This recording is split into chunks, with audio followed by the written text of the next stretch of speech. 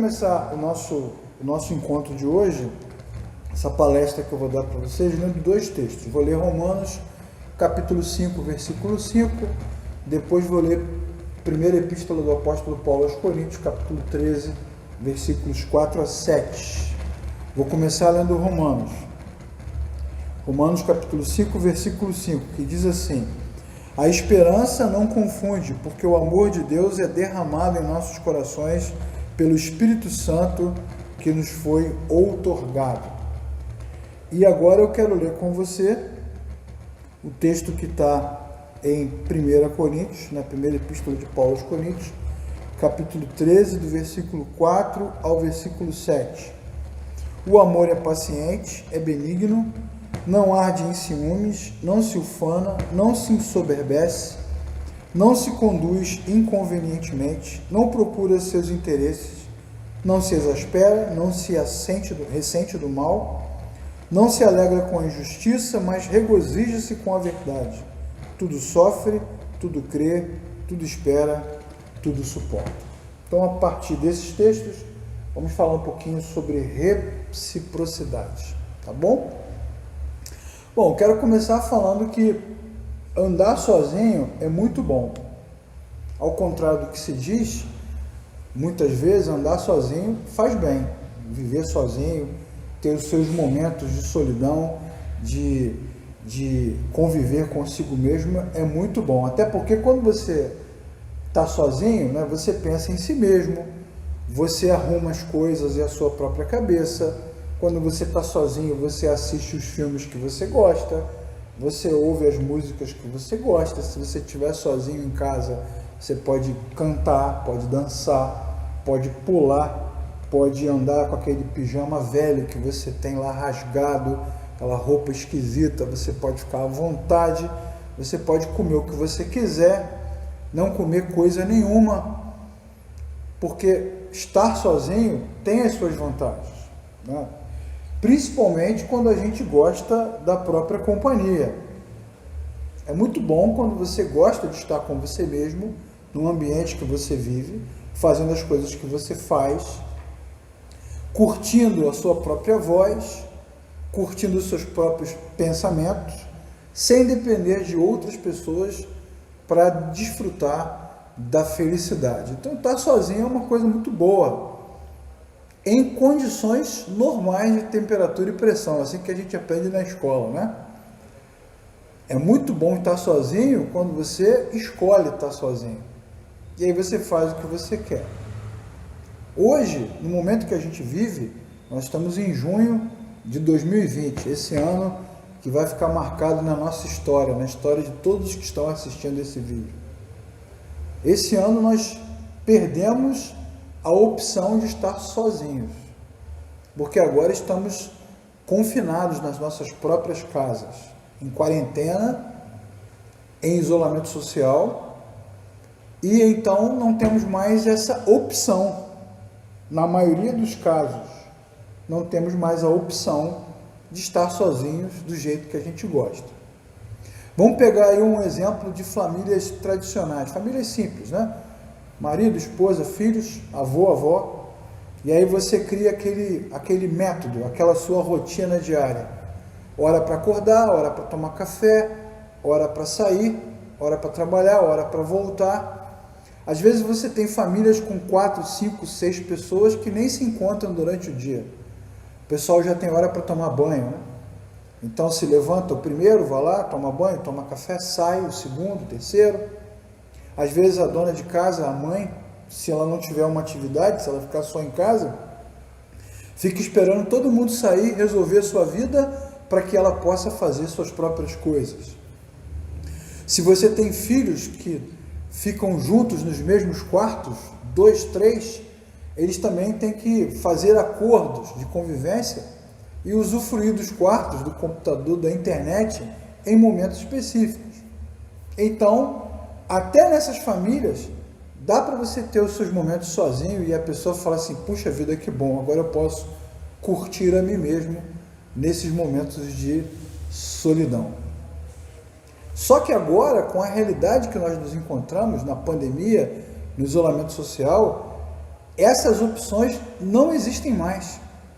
E você descobre, de repente, que os seus momentos de ficar só, de tomar café devagar, sem ninguém te perturbar, de ver televisão com a perna para cima, de assistir aqueles programas que ninguém gosta, só você gosta, essas opções acabaram. E agora você vai ter que assistir o programa na hora que o outro está presente. Ou você vai ter que comer ou acordar na hora que o outro acorda, ou vai ter que fazer fila para usar o banheiro, desfrutar das coisas. É incrível como esta realidade que nós vivemos hoje acabou com essa nossa possibilidade de viver sozinhos e escolher os momentos de ficar sozinhos e curtir a nós mesmos. Isso vai me levar a uma outra reflexão, que talvez eu não fale dela hoje, mas sobre uma reflexão sobre falsa comunhão, falsa relação. A gente está junto de um monte de gente ou de um grupo de pessoas dentro das nossas próprias casas e de repente essa realidade atual mostra que a gente estava junto, mas só vivendo no mesmo espaço, mas não estava junto com ninguém, cada um vivendo a sua própria vida. A realidade desse momento trouxe à tona, à superfície, questões que estavam escondidas dentro de nós, que a gente tratava delas na solidão dos nossos próprios momentos. Agora, todas essas questões saíram, transbordaram, vieram à tona. Maridos e mulheres, cônjuges, que sequer se encontravam, que sequer se viam. Na realidade das igrejas, há pessoas que vão para as igrejas em carros diferentes. O marido vai num carro, a esposa vai no outro. Mas agora, todos têm que conviver dentro dos seus apartamentos, das suas casas, dos seus quintais, desfrutando e compartilhando todas as coisas. Então, aquele momento de solidão, de estar sozinho, ele não existe mais, ele acabou. Essa é a constatação, é o choque de realidade que nós estamos enfrentando. Bom, aí você agora se encontra dentro da sua casa com os seus pais, seu cônjuge, seus filhos, netos, sobrinhos, e você que gostava de ficar sozinho e agora é obrigado a conviver com outras pessoas, pode ser que nesse momento em que a convivência é obrigatória e todas aquelas questões profundas vêm à tona, pode ser que nesse momento você descubra que na verdade você está sozinho. Porque de que adianta andar ao lado de quem não te percebe? Ou estar acompanhado de quem não está junto? Ou passar o dia inteiro esperando a atenção de pessoas que não vão te dar atenção? Não há conexão. Quando nós estávamos juntos, sem estar juntos, com horários diferentes para comer, para sair, para ver televisão, para tomar café, para resolver as coisas, quando nós estávamos juntos, sem conviver juntos o tempo todo, dava para a gente ir levando numa falsa relação ou numa aparente relação. Eu não quero aqui nesse momento nosso de reflexão, eu não quero nem ousar propor, dizer que tudo isso era feito de forma proposital. Pode ser que a gente nem tenha percebido que isso estava acontecendo constantemente na nossa vida. Mas agora que nós somos obrigados a conviver juntos, esta convivência trouxe lá do profundo do nosso ser questões que estavam escondidas ali. Por exemplo, a sua incapacidade de suportar a voz de alguém ou de ceder às questões de outras pessoas. Pode ser que isso tudo tenha trazido à tona coisas que estavam escondidas lá e agora você descobre, diante disso tudo, que na verdade você realmente está sozinho. Porque não há uma convivência, talvez não haja nem projetos em comum, talvez não haja nem questões em comum, para se colocar na mesa. Pode ser que a gente descubra, de repente, que os próximos de nós, na verdade, são estranhos. Que a gente convive com limitações, restrições e com uma agenda, só que agora a gente convive o tempo todo e isso está gerando uma série de dificuldades. Vocês não têm ideia, eu estou trabalhando num projeto de ajuda psicológica que se chama A Vida é um Drama. Eu e a psicóloga Valéria Figueiredo. E como nós temos atendido constantemente pessoas que estão surtando. O pessoal está surtando dentro de casa, com depressão, com desespero, síndrome do pânico, tristeza, relacionamentos em crise, famílias rompendo, literalmente, porque de repente, nesse momento da encruzilhada da vida, essas vidas que pareciam juntas, mas não estavam juntas, elas se encontraram. E esse encontro não está legal. A gente tem trabalhado muito, por isso que eu falei dos canais no início, temos trabalhado muito o desenvolvimento de competências socioemocionais. Uma dessas competências, uma dessas habilidades é a reciprocidade. Outra é a empatia, outra é a resiliência. Então, se você quiser saber mais, depois assista lá para você ver, tudo de graça. Mas, de fato, essa encruzilhada, a encruzilhada da vida, nos empurrou para esse momento difícil que nós estamos vivendo. Você poderia até dizer para mim, se você tivesse que sentar na minha frente, você não está, mas você poderia dizer, não, mas Leclerc, essa situação é resultado da pandemia, da pós-modernidade, essa situação dessas rupturas, desses embates, é resultado desse momento difícil que a gente está vivendo. Engana-se você. Na verdade, o momento que é difícil, que a gente está vivendo, de isolamento, de quarentena, ele simplesmente trouxe à tona algo que tem a ver com a natureza humana. Eu não sei se você lembra, se o senhor lembra, se a senhora lembra, mas quando o Deus que nós cremos, o Senhor Deus Todo-Poderoso, criou o homem à sua imagem e semelhança, a natureza humana, a primeira família deu treta lá. Não tinha vizinho, não tinha pandemia, não tinha vírus, não tinha nada. Tinham 2 irmãos e eles se mataram. Entraram em crise. Esses problemas relacionais têm a ver com a natureza humana. Não tem a ver com a pandemia ou com o isolamento social. É porque a gente fica vivendo, às vezes, nesse mundo religioso, na atmosfera religiosa que a igreja propõe, e a gente fica meio que se anestesiando e fingindo que as coisas não estão acontecendo. Propondo para nós mesmos uma realidade que não é verdadeira. E é por isso, meu amigo, minha amiga, que você que está assistindo esse vídeo, é por isso que muitas vezes nós temos dificuldade de experimentar a graça de Deus na nossa vida. Porque a graça de Deus, ela caminha, ela anda pelos caminhos da humanidade, ela caminha, ela anda pelas trilhas da humanidade, e a humanidade não é perfeita. Ela tem problemas, ela tem dificuldades. Deus nos amou a si mesmo, cheio de problemas do jeito que nós somos.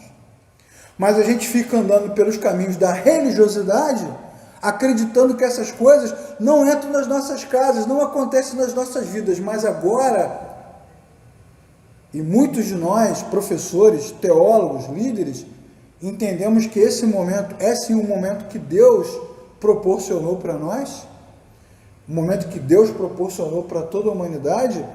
Deus está colocando o ser humano contra a parede. O mundo está de joelhos, as nações, os países, a ciência, os presidentes, a economia, está todo mundo de joelhos. E o nosso coração também está de joelhos. Essa realidade, ela só trouxe à tona aquilo que vai dentro de nós. O que tem dentro de nós? A essência da natureza humana. A natureza humana tem dificuldades de convivência. Então nós precisamos agora enfrentar essa solidão que nos afeta, porque solidão é vazio, né? Solidão é um problema que afeta o nosso coração. Que situação é essa que nós estamos vivendo? Que momento é esse que nós encontramos? Esse momento tão icônico, tão representativo. Bom, esse momento, em primeiro lugar, é um momento de frustração. Porque tudo que você planejou foi pro ralo, não tem mais nada. Não tem escola, não tem trabalho, não tem projeto, não tem estágio, nada. Viagem, comprou passagem para viajar, não tem avião, não tem hotel. É uma frustração só. E essa frustração coletiva é que está gerando em nós a desesperança. Eu vi uma live de uma psicóloga italiana. Eu assisti essa live em março. Nós estamos em junho, março. Em março, a pandemia já estava explodindo na Europa. E lá em março, essa psicóloga, ela falou com muita propriedade que quando a pandemia chegou, que as pessoas foram obrigadas a ficar em casa, a primeira reação foi de negação. Ah, isso não é nada demais, isso não tem nada a ver, vamos para a praça, vamos pegar sol, vamos para a praia. Então o ser humano é assim, ele vai, né, negando. Depois que a situação ficou pior, ficou todo mundo preso dentro de casa, o que aconteceu? Ela disse que as pessoas começaram a ir para a janela, cantar, ópera, né, tocar violino, fazer apresentação, aplaudir. Aqui o pessoal também vai para a janela para fazer outras coisas. Mas ela disse que num determinado momento, uma vez que o tempo foi passando e nada melhorava, começou-se a perceber o silêncio. Acabou, meu amigo. Não adianta. Cumpriu-se na humanidade tudo que a palavra de Deus nos ensina. O homem é pó. O ser humano é pó, é barro. O ser humano é como a nuvem sem água. É como uma sombra. Posso citar vários textos da Bíblia aqui que falam dessa fragilidade, dessa pobreza, desse aspecto, acho melhor, desse aspecto passageiro, breve. A vida do homem é efêmera. Quantos de nós batemos no peito, né? Em tempos de glória, em tempos de honra, batemos no peito e exaltamos a nossa virtude, as nossas habilidades, os casamentos, as famílias, os filhos, os feitos, as realizações, mas basta um vírus invisível para que o Todo-Poderoso, o Senhor dos céus e da terra, coloque toda a raça humana de joelhos. E agora nós não sabemos nem o que fazer. Tranca, solta, limpa, lava. Não tem vacina, não tem remédio, não tem perspectiva, não tem esperança. Por isso o sentimento da humanidade é de frustração. Essa frustração gera o quê? Um monte de coisas. Quero ressaltar duas aqui. Ansiedade, que é basicamente sofrer por antecipação por alguma coisa que ainda não aconteceu, e depressão, tristeza, que se não for tratada, não for cuidada, pode levar à doença. Bom, então nós podemos, diante dessa constatação, podemos fingir que nada está acontecendo e continuar empurrando a vida com a barriga, né? As nossas barrigas cada vez maiores, de tanto que a gente come na quarentena. Ou a gente pode encarar esse momento com coragem e enfrentar o nosso grande desafio, que é a reciprocidade. Reciprocidade, meus irmãos, depende de dois fatores importantes: cosmovisão, a maneira como você enxerga a vida, e metanoia, que é a mudança do pensamento. Reciprocidade tem tudo a ver com o cristianismo, que é pautado e construído em ações recíprocas. Amai-vos uns aos outros, orai uns pelos outros, suportai-vos uns aos outros. O cristianismo ele é construído em cima de relações recíprocas, ou seja, Você corresponde, você devolve, você entrega aquilo que recebe. Amor recíproco. Eu fiz questão de ler a primeira carta do apóstolo Paulo aos Coríntios, capítulo 13. Fiz questão de ler esta carta, esse texto, esse pedacinho do texto, porque muitas vezes nós usamos esse texto para pautar as nossas atitudes. O amor tudo pode, tudo crê, tudo suporta. É verdade. É verdade porque está na Bíblia. Mas o amor de Coríntios 13, o amor bíblico, o amor derramado em nossos corações, é o amor de Deus, irmãos. É o amor de Deus, irmãs. Deus é amor, nos ensinou o apóstolo João. E esse amor de Deus, ele é perfeito. E, sobretudo, ele é incondicional. Ou seja, Deus amou o mundo, como diz João capítulo 3, versículo 16. E Deus amou o mundo sem receber nada em troca. Incondicional. Jesus curou centenas, milhares de pessoas sem receber nada em troca. Nada, pelo contrário. Pode ser que muitos desses, certamente há, muitos dos que foram curados, tenham xingado ele ali na via, enquanto ele ia para o Gólgota. O amor de Deus é incondicional. É puro, é perfeito, é sublime, mas o amor humano é recíproco. Nós às vezes invocamos para nós mesmos algo que nós não temos para dar.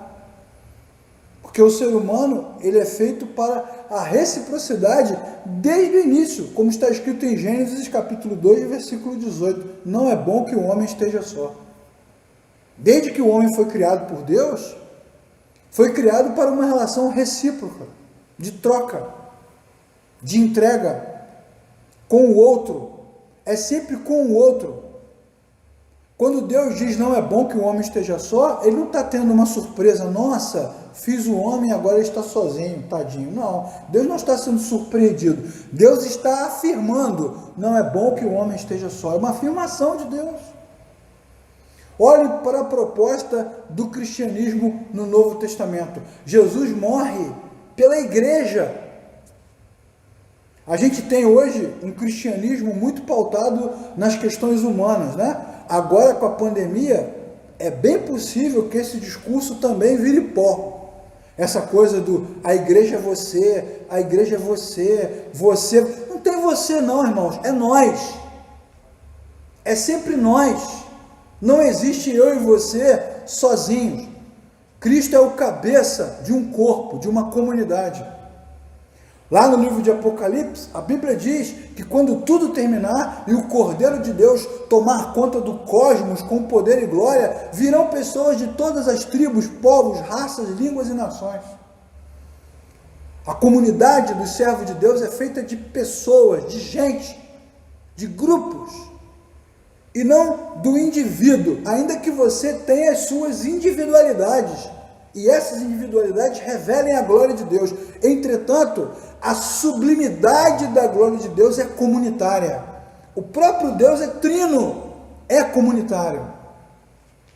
Só que nós nos esquecemos disso, em função das influências, desde o século XIX, do iluminismo, do racionalismo, até o pós-modernismo. Vivemos debaixo dessas influências. E infelizmente, irmãos, eu preciso aqui fazer a meia-culpa. As comunidades de fé, o cristianismo embarcou nesse negócio. Deus te ama, quer o teu bem, quer ver você feliz.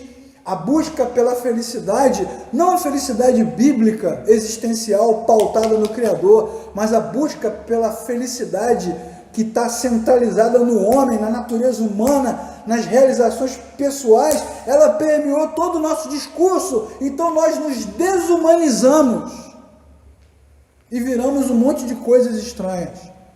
E agora todos esses desumanos, zumbis da religião, estão dentro das suas casas e não sabem dar bom dia, boa noite, não sabem tomar café, sem virar uma briga entre direita e esquerda para saber o que vai acontecer. As redes sociais, as pessoas estão se matando porque elas não sabem ouvir argumentos, porque também talvez não tenham argumentos para dar. Nós perdemos a capacidade do diálogo. e das percepções. Eu tenho uma notícia boa no meio disso tudo. A notícia boa é que isso não tem a ver só com este momento. Este momento que a gente está vivendo na história só trouxe à tona, só evidenciou mais o que a gente está vivendo. Mas isso tem a ver com a natureza humana. Só mostrou quem nós somos. Nós estamos no século 21 e você acabou de assistir pela televisão um policial matar um homem negro com o joelho no pescoço dele. Eu não sei o que é pior, se é o cara fazer isso na nossa frente, se é o outro filmar aquilo com sangue frio e transmitir ao vivo pelas redes sociais numa live. O ser humano ficou muito esquisito.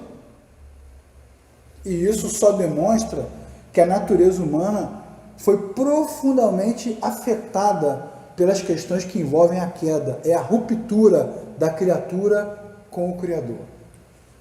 E toda essa crise global, que agora também é econômica e que agora também é racial, você já percebeu que a cada semana a crise vai chegando a diferentes camadas de discussão? Era uma questão de saúde pública, depois virou uma questão de política, depois virou uma questão de economia, agora a gente já tem uma questão de etnia, de raça. Onde é que isso vai parar? Bom, a gente não sabe onde vai parar, mas a gente sabe que de alguma forma isso respinga dentro da nossa casa, porque a gente não consegue ter relações mínimas de reciprocidade. Todo mundo quer se vitimar. Eu tenho que de novo fazer a meia-culpa, porque as nossas comunidades de fé pregaram muito sobre isso, sobre vitimar-se, sobre chegar nas reuniões, nos cultos, chorando as próprias dores, as próprias mágoas. Quantas mensagens sobre como Deus quer fazer você feliz.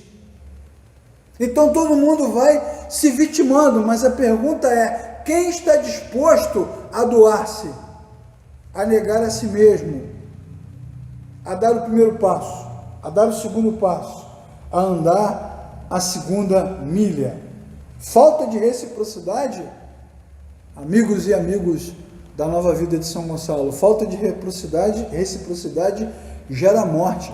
Antes que a pandemia acontecesse, eu já estou caminhando para o final, antes que a pandemia acontecesse, eu não sei se você ouviu falar, deve ter ouvido, muitos pastores se suicidaram. Porque eles sobem nos púlpitos, pregam, dão a sua vida, a sua saúde, o seu tempo e não tem reciprocidade, são tratados como números, como objeto, explorados até o fim, sugados até a morte. Então eles preferem a morte. Muitos filhos saíram das suas casas.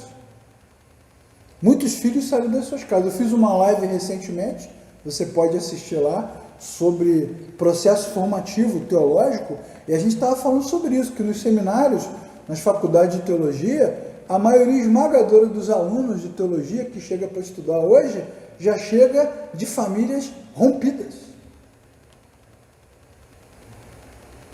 Infelizmente, mentes brilhantes têm abandonado as suas carreiras, porque não aguentam mais as pressões no trabalho. O mundo, a vida, já estava nos esmagando. A gente é que estava fingindo que não tinha nada acontecendo. Então, o que eu quero propor hoje, neste vídeo, nesta reflexão que nós estamos fazendo aqui? Quero propor, em primeiro lugar, a autocrítica. Antes de olhar para os outros, vamos olhar para nós mesmos. O que temos dado? O que temos feito? O que temos feito? Precisamos nos reinventar nesse momento.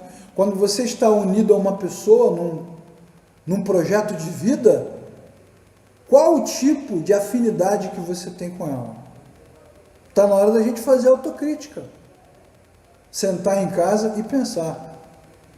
E nós que somos cristãos, precisamos sentar em casa, pensar, olhar para a Bíblia, que é luz, permitir que a luz da Escritura ilumine a nossa mente, e precisamos pedir a Deus que nos dê sabedoria e graça, e fazer a autocrítica.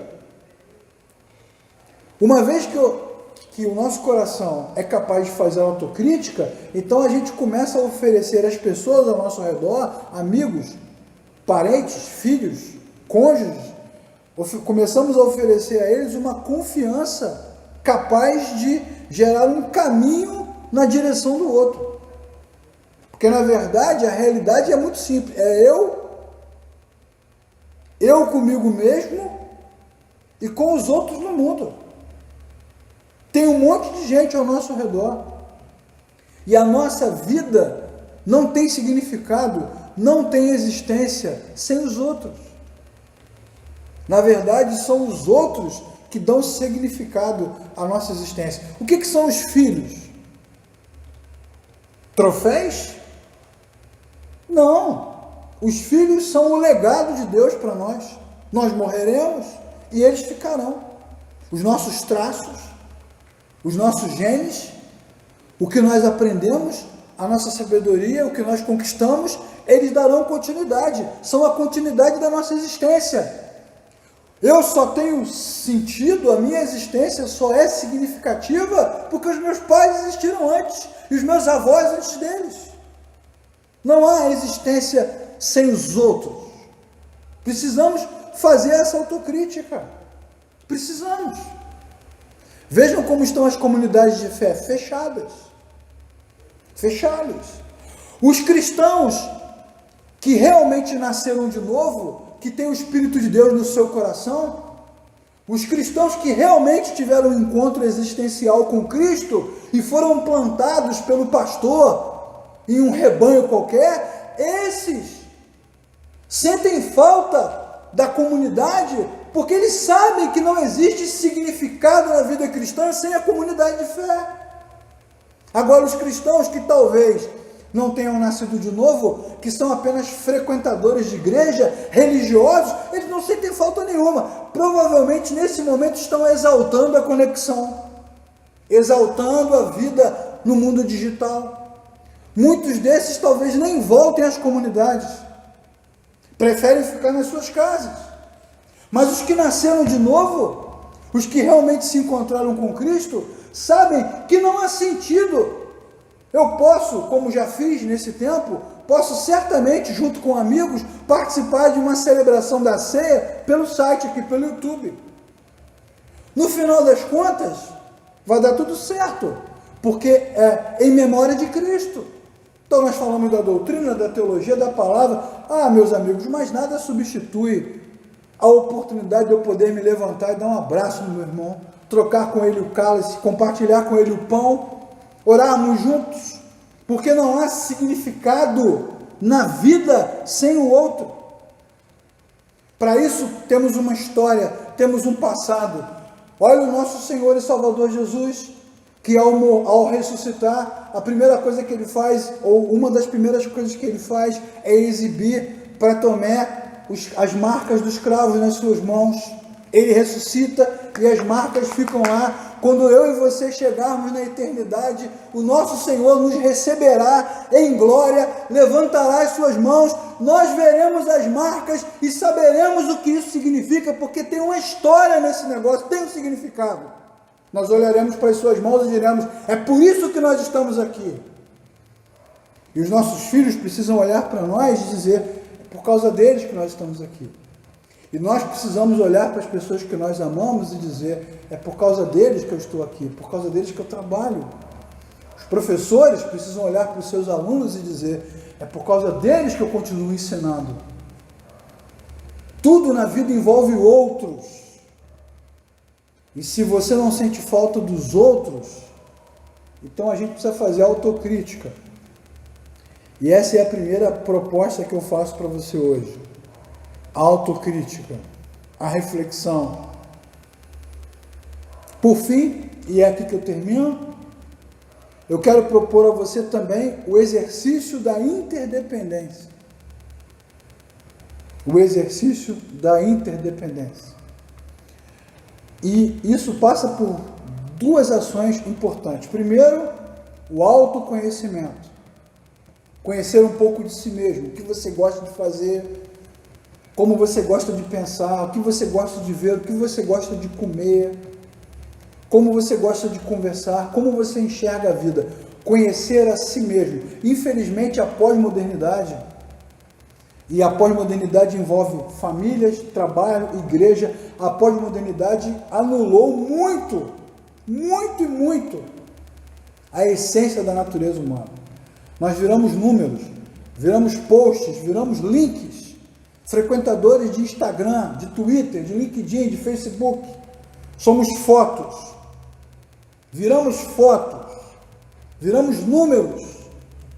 Então, a primeira coisa que eu quero propor como exercício é que você recupere ou busque recuperar o conhecimento de si mesmo. Quem você é?